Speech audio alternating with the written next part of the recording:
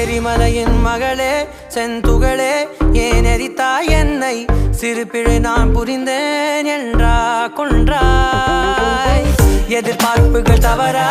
என் தவறா நீ சொன்னான் ஏற்கிறேன் அதற்காக என் என்னை நீங்கி சென்றாய் அழைத்தால் என்ன நீ அழுதால் என்ன பெண்ணே மறந்தால் என்ன நீ சிரித்தால் என்ன பெண்ணே அழைத்தால் என்ன